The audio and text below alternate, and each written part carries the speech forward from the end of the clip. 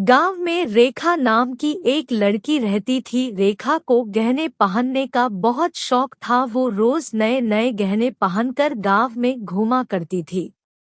फिर एक दिन रेखा को देख एक गांव का आदमी रेखा को ताना मारते हुए अपनी पत्नी से कहता है, भाग्यवान यह लड़की अपने आप को समझती क्या है, रोज इतने सारे गहने पहनकर घूमते हैं, जैसे उसके पिताजी के गहने बनाने की फैक्ट्री हो।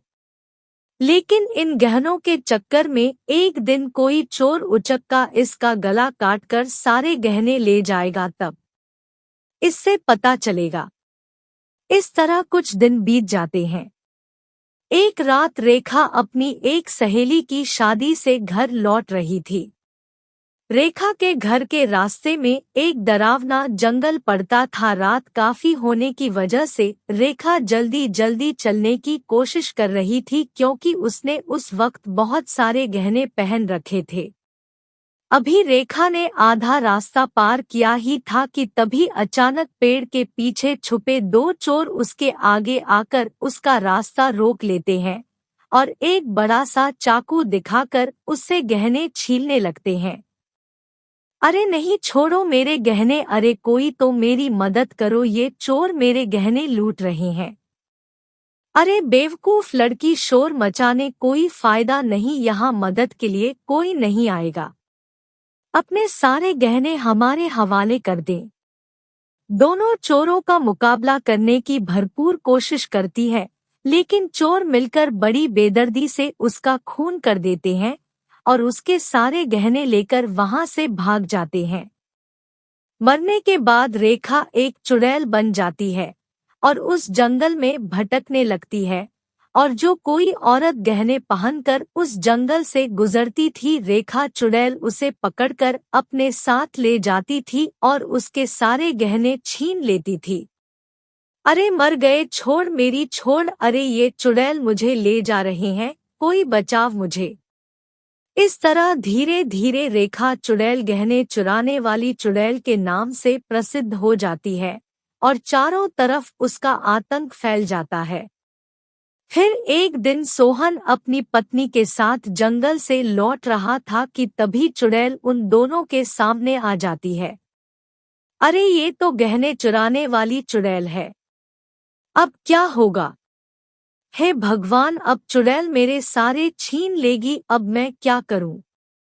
अरे बेवकूफ, और मैंने तुमसे पहले ही कहा था कि इतने सारे गहने मत पहनो, और इससे पहले सारे गहने लूट ले, चलो भागो यहाँ से है। दोनों वहां से भागने लगते हैं, लेकिन चुड़ैल उन दोनों को पकड़ लेती है और सोहन की पत्नी के सारे गहने लूटकर वहां से भाग जाती है। इस घटना के बाद से कोई भी गांव वाला उस जंगल की तरफ जाने की हिम्मत नहीं करता था। लेकिन फिर एक दिन मुखिया की बेटी अपने पति के साथ शहर से गांव आ रही होती है, लेकिन जंगल के रास्ते में उनकी गाड़ी खराब हो जाती है। अरे ये गाड़ी क्यों बंद हो गई? पता नहीं क्या हुआ, देखता हूँ क्या हुआ है। अरे इंजन गर्म हो गया है। पता नहीं जंगल में पानी कहाँ मिलेगा। बैठो, मैं आसपास जाकर देखता हूँ, शायद कहीं पानी मिल जाए। सुनिए, जल्दी आना, मुझे जंगल बहुत डरावना लग रहा है। फिक्र मत करो, मैं बस अभी आया। इतना कहकर राजीव पानी लेने चला जाता है कि इधर चुड़ैल की नजर कार के अंदर बैठी लड़की के गहनों पर पड़ती है। सुधा ने बहुत ही कीमती गहने पहन रखे थे।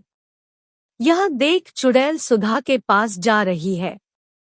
उसको पकड़कर उसे कार से बाहर निकाल लेती है। गहने पहनने का बहुत शौक है ना, रुक जा अभी बताती हूँ। तभी चुड़ैल सुधा की चोटी पकड़कर उसे हवा में उड़ा ले जाती है और उसके सारे गहने छीन लेती है। चुड़ैल सुधा को पेड़ पर टांग देती है। सुधा जोर जोर से चिल्लाकर अपने पति को पुकारने लगती है, राजीव बचाओ मुझे, देखो एक चुड़ैल मेरे सारे गहने लेकर भाग रही है। अरे कोई चुड़ैल को पकड़ो। थोड़ी देर में चुड़ैल आसमान में गायब हो जाती है उधर सुधा और राजीव बहुत परेशान हो जाते हैं। फिर दोनों गांव पहुंचकर मुखिया को सारी बात बता देते हैं। यह सुन मुखिया के होश उड़ जाते हैं। क्या हो गया दामाद जी, पता नहीं हमारे गांव को किसकी नजर लग गई है। तभी एक गांव वाला कहता है, और बहू बेटियों का क्या होगा, उनके ग्रहणों की हिफाजत कौन करेगा। अरे मोहन, इस तरह घबराने से कुछ नहीं होगा, हम सबको हिम्मत से काम लेना होगा। अरे नहीं भाई, हम उस चुड़ैल का कुछ नहीं बिगाड़ सकते, वह बहुत ही शक्तिशाली है। मैं तो कल सवेरा होते ही अपने परिवार के साथ यह गांव छोड़कर चला जाऊंगा। लेकिन तभी राजीव कहता है, देखिए आप लोगों को घबराने की जरूरत नहीं है। शहर में शेरा नाम का मेरा एक दोस्त रहता है, वह बहुत बड़ा तांत्रिक है, मैं भी उसे फोन करके बुला लेता हूँ, वो उस चुड़ैल से निपट लेगा। अगले दिन शेरा उस गांव में पहुंच जाता है। राजीव मेरे दोस्त के अनुसार बहुत दिनों के बाद याद किया मुझे। तुझे परेशान किया है क्या, उसका का नाम बता, मैं उसकी टांगे तोड़ दूंगा।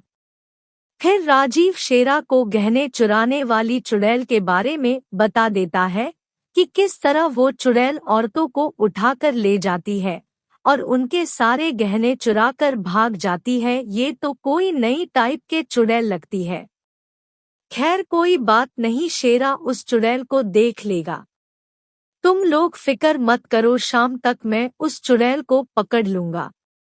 इतना कहकर शेरा अपने गले में बहुत सारी सोने की चैन पहन लेता है और उस चुड़ैल की खोज में जंगल की ओर निकल पड़ता है।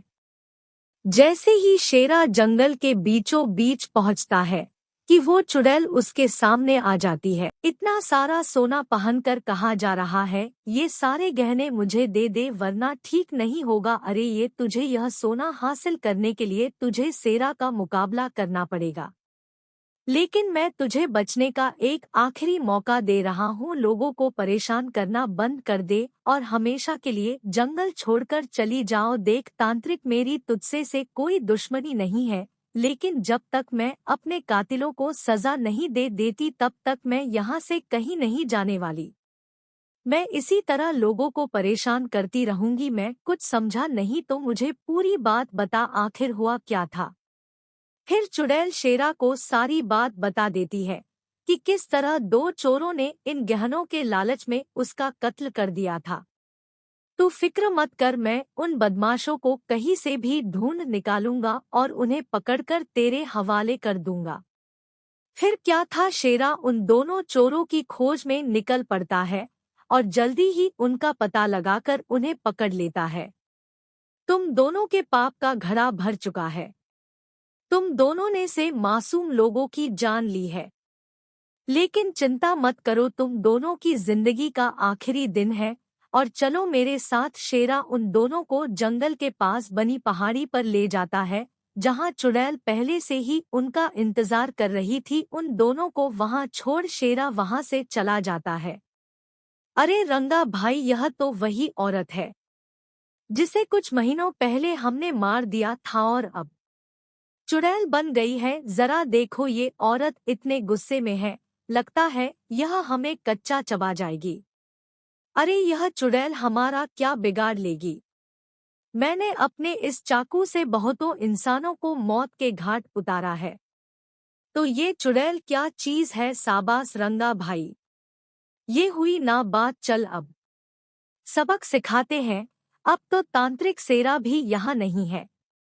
इसे कहते हैं विनाश काले विपरीत बुद्धि। अब तुम दोनों को कोई नहीं बचा सकता। दोनों चुड़ैल को मारने के लिए आगे बढ़ते हैं, लेकिन तभी चुड़ैल उन दोनों को पकड़कर हवा में उड़ा ले जाती है और पहाड़ी से नीचे फेंक देती है।